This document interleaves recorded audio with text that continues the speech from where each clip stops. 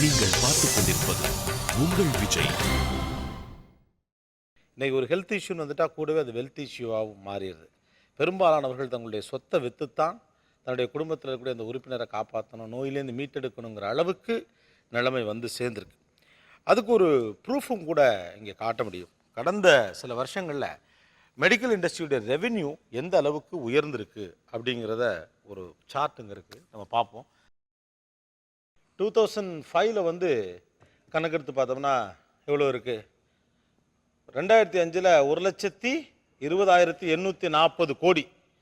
5 வருஷத்தில் இந்த குரோத்துங்கிறது அப்படியே மேலே பயங்கரமாக வளர்ந்துருக்கு. ஆனால் இன்னொன்றும் பார்க்க வேண்டியிருக்கு. பொதுவாக இது மாதிரி செலவு அதிகமாகிறப்ப அல்லது ஏதாவது மிஸ்ஃபயர் ஆகிறப்ப நம்ம சொல்லுவோம், ப்ராப்பர் அவேர்னஸ் இருந்துச்சுன்னா இதை சரி பண்ணிடலாம் அப்படின்னு சொல்லுவோம். நம்ம ஒருத்தவங்கள்ட்ட பேச போகிறோம். அநேகமாக அந்த கேள்வி அவங்க பதில் சொல்லுவாங்கன்னு நான் நினைக்கிறேன். ரம்யா, வாங்க ரம்யா. ரம்யா வந்து ஒரு ஸ்டாஃப் நர்ஸ், இதே மெடிக்கல் இண்டஸ்ட்ரியை சேர்ந்தவங்க. ஸோ நிச்சயமாக இவங்களுக்கு வந்து மெடிசன்னா என்ன, எந்த நோய்க்கு எது கொடுக்கணும், ப்ளீஸ் என்ன ட்ரீட்மெண்ட் கொடுக்கணும், அதுக்கு என்ன செலவாகும் எல்லாம் தெரியும். இந்த பில்லிங்கில் இவ்வளோக்கு இதுதான் செலவாகும், இதுதான் நியாயமான ஃபீஸ் இதுக்கு அப்படிங்கிறது உங்களால் திட்டவட்டமாக சொல்ல முடியுதா? சொல்ல முடியும் சார். ஆனால் ஒரு உயிரை காப்பாற்றணும் அப்படின்னும் போது அந்த இடத்துல நம்மளால வாதாட முடியாது. ஸோ இதுக்கு வந்து இவ்வளோதான் காசு வரும் அப்படின்னு நம்மளால வந்து அவங்கள்ட்ட வாதாட முடியாது. ஏன்னா அந்த இடத்துல என்னோட அம்மாவோட உயிர் முக்கியம். உங்கள் வீட்டில் பணம், சொத்து இதெல்லாம் எப்படி கரையை தொடங்குச்சு இந்த ட்ரீட்மெண்ட் ஆரம்பிச்சு? சொத்துன்றது அப்பாவுக்கே காலி பண்ணியாச்சு. ஏன்னா அப்பா வந்து ஆஸ்மேட்டிக் ப்ளஸ் ஹைப்பர்டென்சிவ். ஸோ அவரோட ஹாஸ்பிட்டலைசேஷனுக்காகவே இருந்த ஒரு பூர்வீக சொத்தையும் விற்று தான் அவரோட உயிரை நாங்கள் காப்பாற்றணும். ரொம்ப வீக்காக ஃபீல் பண்ணுறாங்க அப்படின்னு எங்கள் அம்மா வந்து சொன்னாங்க. மதுரையில் இருக்கிற ஒரு ஃபேமஸ் கிட்னி ஸ்பெஷாலிட்டி ஹாஸ்பிட்டலுக்கு தான் அம்மாவை ஷிஃப்ட் பண்ணணும். பட் எடுத்த உடனே ஒரு பேஷண்ட்டோட உயிர் அப்படிங்கிறது அந்த இடத்துல முக்கியமாக படலை. டோல்டு அவங்க என்ன சொன்னாங்கன்னா, இவ்வளோ ஒரு 25,000 to 50,000, அதாவது வந்து அவங்க கண்டிஷனை பொறுத்து தான் அதை அமௌண்ட் கேட்குறாங்க. ஒரு 50,000 நீங்கள் வந்து டெபாசிட் பண்ணுங்கள், அப்போ தான் நாங்கள் ஃபர்தர் ப்ரொசீஜர்ஸ் நாங்கள் இது பண்ண முடியும் அப்படின்னு சொன்னாங்க. பிகாஸ் இட் வாஸ் கிரிட்டிக்கல் அந்த டைமில். பட் அப்போது இஷ்யூ என்னென்னா, நான் வந்து ஃபாரின் போகிறதுக்காக அம்மா வந்து பேங்க்கில் லோன் போட்டு அம்மா வாங்கி வச்சுருந்தாங்க 2 lakhs. பட் அந்த அமௌண்ட் மேரேஜ்க்காகவும் இதுக்காகவும் வாங்கி வச்ச அமௌண்ட்டை தான் அப்படியே அம்மாவுக்கு கன்வெர்ட் பண்ணோம். இந்த கேன்சர்னால என்னன்னா கிட்னி அஃபெக்ட் ஆகிடுச்சு. ஒன்லி கேன்சர்னால் we can able to manage, கொஞ்சமாக நாங்கள் மேனேஜ் பண்ணியிருப்போம். கரெக்டாக ஜூலையில் இஷ்யூ ஃபைண்ட் அவுட் பண்ணோம். ஆகஸ்ட்டில் இங்கே சென்னைக்கு அம்மாவை ஷிஃப்ட் பண்ணிட்டு வந்தோம். ஸோ ஆகஸ்ட், செப்டம்பர், அக்டோபர் மட்டும்தான் எங்களால் டயாலிசிஸ்க்கும் எல்லா ட்ரீட்மெண்ட் இஷ்யூஸ்க்கும் மேனேஜ் பண்ண முடிஞ்சுது. அந்த மேனேஜ்மெண்ட் கூட பார்த்திங்கன்னா என்னோடய ஃப்ரெண்ட்ஸ், என்னோடய ரிலேட்டிவ்ஸ், அம்மா இருந்த அந்த வெகுஜன அமைப்புகள்லேருந்து ஒவ்வொருத்தவங்களும் 1000 ரூபாய் 2000 ரூபான்னு கான்ட்ரிபியூட் பண்ணி அப்படி தான் அம்மா 3 மாதம் அந்த உயிரை வந்து இது பண்ணோம்.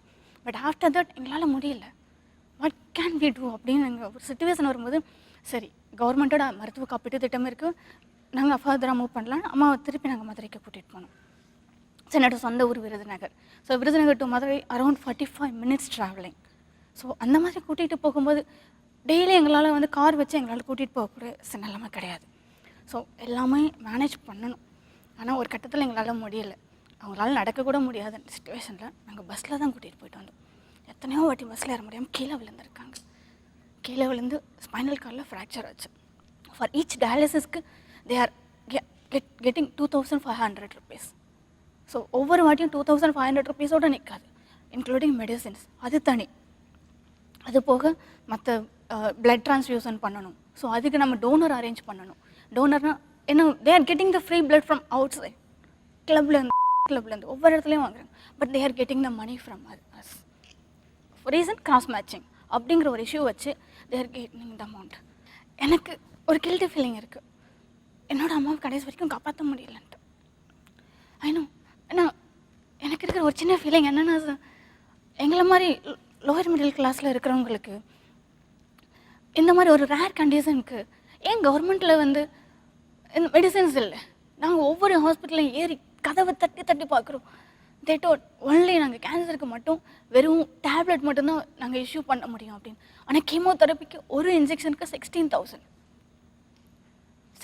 கிட்டத்தட்ட ஒரு கோர்ஸ்க்கு 4 medicines we have to give. அப்போது ஒரு கோர்ஸோடு நிற்காது கேன்சருக்கு. ஸோ நாங்கள் இந்த சைட் கேன்சருக்கும் கான்சன்ட்ரேட் பண்ணி ஆகணும், இந்த சைட் கிட்னி டிசீஸ்க்கும் கான்சன்ட்ரேட் பண்ணி ஆகணும். எத்தனையோ பேர் இந்தியாவில் இதே மாதிரி டிசீஸில் வெளியே சொல்ல முடியாமல் அந்த கொஞ்ச நாளில் உயிரை இழந்துட்டுருக்காங்க. அதில் எங்களால் முடிஞ்சாலும் ஒரு 6 months லைஃப் எக்ஸ்டெண்ட் பண்ணி என்னோடய அம்மா இறந்தாங்க. நீங்கள் ஒரு நர்ஸுங்கிறதுனால கேட்கணும்னு நினைக்கிறேன். எங்கெல்லாம் உங்ககிட்ட அதிகமாக பணம் பிடுங்கினாங்க அப்படின்னு உங்களுக்கு ஃபீலிங் வந்துச்சு? Unnecessary procedures. அதாவது வந்து இப்போ ஒரு வாட்டி இன்வெஸ்டிகேஷன்ஸ் பண்ணிட்டாங்க, பட் அகைன் டெய்லி அதே இன்வெஸ்டிகேஷன்ஸ் எவ்ரிடே 5000 கொடுங்க, 5000 நம்மக்கிட்ட இன்ஃபார்ம் பண்ண மாட்டாங்க. they will take a blood sample. ஏன்னா இப்போ நான் ஒர்க் பண்ணுற ஹாஸ்பிட்டலில் ஐ கேன் கொஸ்டின், பட் இன்னொரு ஹாஸ்பிட்டலில் போயிட்டு நான் கொஸ்டின் பண்ண முடியாது. ஏன்னா திஸ் இஸ் அவர் ப்ரொசீஜர். உங்களுக்கு இஷ்டமாக இருந்தால் பாருங்கள், கஷ்டமாக இருந்தால் you can go to other hospital அப்படின்னு தான் சொல்லுவாங்களே தவிர அவங்க வந்து நம்ம கேட்குற கொஸ்டின்ஸ்க்கு தே நெவர் ஆன்சர். ஸோ அந்த மாதிரி இடங்களில் நாங்கள் வாய்மூடி மௌனிகளாகத்தான் இருக்க வேண்டிய சூழ்நிலைகளுக்கு தள்ளப்பட்டோம் நாங்கள்.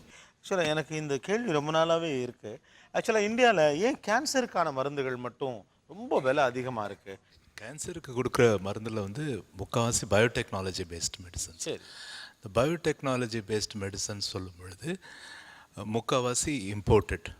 இதெல்லாம் வந்துட்டு they are under patent protection இருக்கிறதுனால sometimes they are not copyable or reverse engineering பண்ண முடியாது. அதனால் அதனுடைய விலை அந்த காஸ்ட்லேயே இருக்குது, ஹை காஸ்ட்டாகவே இருக்குது. நாங்கள் ஒரு ஒர்க் பண்ணதில், ஒரு ரிசர்ச் பண்ணதில், டேட்டாஸ் கலெக்ட் பண்ணதில் ஒரு விஷயம் தெரிஞ்சது என்னென்னா, உலகம் முழுக்க இருக்கக்கூடிய பெருநிறுவனங்கள் இந்த தலைமுடி கொட்டுறதை கரெக்ட் பண்ணுறதுக்கு பெரிய அளவுக்கு இன்வெஸ்ட் பண்ணி ரிசர்ச் பண்ணி R&D பண்ணி ப்ராடக்ட் பண்ணது. ஏன்னா நிறைய பேருக்கு முடி கொட்டுது, நிறைய பேருக்கு விற்க முடியும். ஆனால் உயிர் காக்க வேண்டிய இந்த மருந்தை ஏன் இவ்வளோ ரிசர்ச் பண்ணி ஒரு R&D பண்ணி ஒரு குறைவான விலையில் ஒரு நல்ல குவாலிட்டி ப்ராடக்டை ஏன் கொடுக்க மாட்டேங்கிறாங்க? இன்டர்நேஷ்னலாக இன்றைக்கி ஒரு மருந்தை மார்க்கெட்டை கொண்டு வரணும்னு சொன்னால் $2.6 பில்லியன் ஆகுது சார். இந்தியாவில் ஃபார்மா கம்பெனி டோட்டல் சேல்லையே பார்த்தீங்கன்னா 2.6 பில்லியன்லாம் நம்மளால் ரிசர்ச்சில் பங்களிக்க முடியாது. ஆனால் பொருளாதாரத்தில் ரொம்ப பின்னால் இருக்கிற கியூபா போன்ற நாடுகளில் கூட இதுக்கான மெடிசின்ஸ் அஃபோர்டபுளாக வந்துருச்சு. அவங்களுக்கும் பேட்டன்ட் உண்டு, அவங்களுக்கும் இந்த சிக்கல்லாம் இருக்குது, ரைட்டா? ஆனால் ஒரே ஒரு தகவலை மட்டும் நான் சபையில் பதிவு பண்ணுறேன். வெனிசுலா அதிபர் கியூபாவில் ட்ரீட்மெண்ட் எடுத்துக்கிட்டு இருக்கார் கேன்சருக்கு. That's all I want to சே.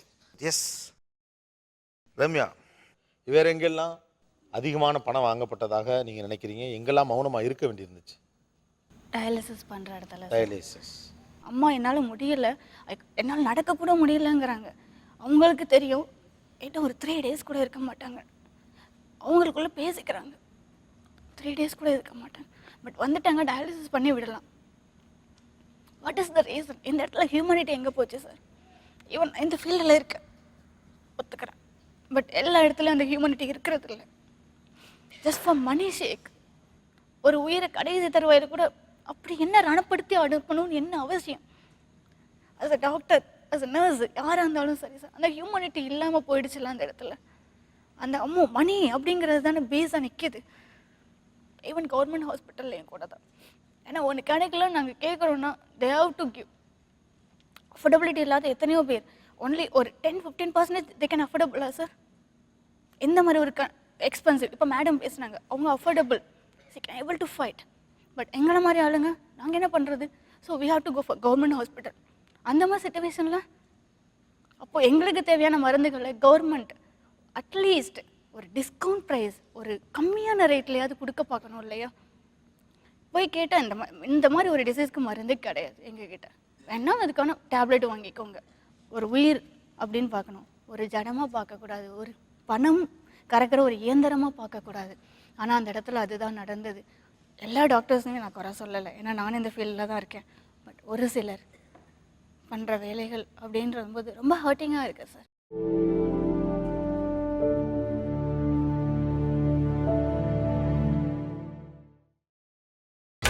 நீங்கள் பார்த்துக் கொண்டிருப்பது உங்கள் விஜய். நீங்கள் வாங்க உட்காருங்க, நீங்கள் வாங்க உட்காரு. எஸ் உட்காரு.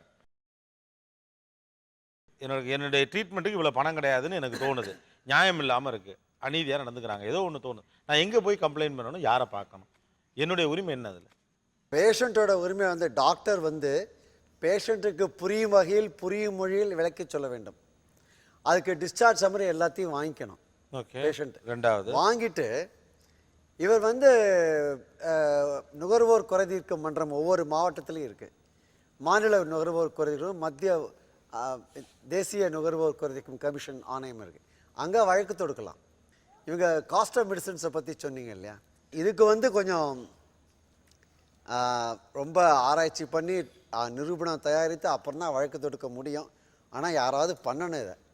இந்த குளுக்கோஸ் சலைன் வாட்டர் ட்ரிப்ஸு தொங்குறாங்க இல்லையா, ஆமாம். அதில் எம்ஆர்பி நான் சொல்கிற ஃபிகர்ஸ் வந்து கொஞ்சம் 5 வருஷத்துக்கு முன்னாடினது. எம்ஆர்பி 29 ரூபா போட்டிருப்பான். பேஷண்ட்டு படுத்துட்டு இருக்கும்போது பார்ப்பான் 29 ரூபா. டாக்டர் பில் வரும் 29 ரூபா. ஆஹா, டாக்டர் ரொம்ப நியாயமாக அப்படியே போட்டிருக்காரு. டாக்டருக்கு 9 ரூபாய்க்கு சப்ளை செய்யப்படுகிறது. 29 ரூபா மருந்து. ஆமாம், 9 ரூபாய்க்கு. ஆஹா. இப்படி இல்லாமல் டாக்டர் ரொம்ப பிஸ்னஸாக போயிடுச்சு. ஒரே நோய்க்கு ஒவ்வொரு மருத்துவரும் வெவ்வேறு மருந்துகளை பரிந்துரைக்கிறாங்கிறது தான் பொதுமக்களோட குற்றச்சாட்டா இருக்கு. ஒரு மருந்துக்கு மருத்துவ பேர் ஜெனரிக் நேம். மருத்துவ கம்பெனிகள் இதை தயாரிக்கும் போது அவங்க ஒரு பிராண்ட் பெயர் வைக்கிறாங்க. இதுக்கு கூடுதலா வேறு சில மருந்துகளும் கலந்து விற்கவும் செய்யறாங்க. ஒரே ஜெனரிக் நேம்ல கிடைக்கிற பல பிராண்டட் மருந்துகளை ஒப்பிட்டா வித்தியாசம் எக்கச்சக்கமா இருக்கு. குளோஃபிடோக்ரில் அப்படிங்கிற ஜெனரிக் மருந்தின் குறைந்தபட்ச விலை ரூபாய் 26. அதோட அதிகபட்ச விலை ரூபாய் 1020. ஜோல்ட்ரானிக் ஆசிடுங்கிற ஜெனரிக் மருந்தின் குறைந்தபட்ச விலை ரூபாய் 2800. அதோட அதிகபட்ச விலை ரூபாய் 19,516. லெட்ரோசோல்ங்கிற ஜெனரிக் பெயர் கொண்ட மருந்தின் குறைந்தபட்ச விலை ரூபாய் 60. அதே மருந்தின் அதிகபட்ச விலை ரூபாய் 1986. இதே மாதிரி ஒரே மருந்துக்கான விலை வேறுபாட்டு பட்டியல் இன்னும் பெருசா நீளுது. மருந்தின் விலை ஏன் வேறுபடுது அப்படின்றதுக்கு பல காரணங்கள் இருக்குங்க. ஒரு பிராண்டட் ட்ரக்ஸ் எடுத்துட்டிங்கன்னா அவங்களுக்கு ஃபார்முலேஷன் டெக்னாலஜி வேறு மாதிரி இருக்கும், அவங்களுடைய பேக்கிங் டெக்னாலஜி வேறு மாதிரி இருக்கும். அந்த மருந்தை உற்பத்தி பண்ணுறதுல அவங்க கையாளுற methodology, sustain release, plain formulation, extended release இப்படிலாம் இருக்குது. மருந்து காஸ்ட்டுக்கும் குவாலிட்டிக்கும் சம்மந்தம் இருக்கா அப்படின்னு கேட்டால் இருக்கக்கூடாது. ஏன்னா எல்லாருமே மருந்து உற்பத்தி பண்ணுற எல்லாருமே இந்தியன் ஃபார்மகோபியாவை ஃபாலோ பண்ணி அதனுடைய சட்டத்திட்டங்களுக்கு உட்பட்டு தான் மருந்து தயாரிக்கிறோம். ஸோ விலைக்கும் குவாலிட்டிக்கும் சம்மந்தம் இல்லை, எல்லாம் ஒரே குவாலிட்டியில் தான் இருக்கணும். Sponsored foreign trips, gifts, cut in scan, cut in even referral, இதெல்லாம் சர்வசாதாரணமாக போச்சு. முந்தியெல்லாம் ஒரு டாக்டர் 2 டாக்டர் பண்ணுவாங்க, எல்லாரும் ஐயா அவர் அப்படி பண்ணுறாரு அசிங்கம்னு பேசிப்பாங்க. சர்வசாதாரணமாக போச்சு. Okay, thank you sir, thanks a lot. Thanks for the information. நிறைய பேருக்கு யூஸ்ஃபுல்லாக இருக்கும். தேங்க்யூமா, all the very best wishes. Thank you. So Ramya and mister Pushpavanam, அவங்க ரம்யா ஒரு வார்த்தை சொன்னாங்க, ரொம்ப வலிக்கிற மாதிரியான ஒரு வார்த்தை. எல்லாருக்குமே தோணியிருக்கும் அந்த நேரத்தை. ஒரு பேஷண்ட்டாக பாருங்கள், ஒரு ஜடமாக பார்க்காதீங்க, ஒரு பணம் வாங்குகிற ஒரு ஆளாக பார்க்காதீங்க அப்படின்னு ஒரு சார்ட்டுங்க இருக்குது, நம்ம பார்ப்போம். தமிழ் குடும்பங்கள் தங்கள் மாதாந்திர பட்ஜெட்டில் 10% பணத்தை மருத்துவத்திற்காகவே ஒதுக்குகிறார்கள்.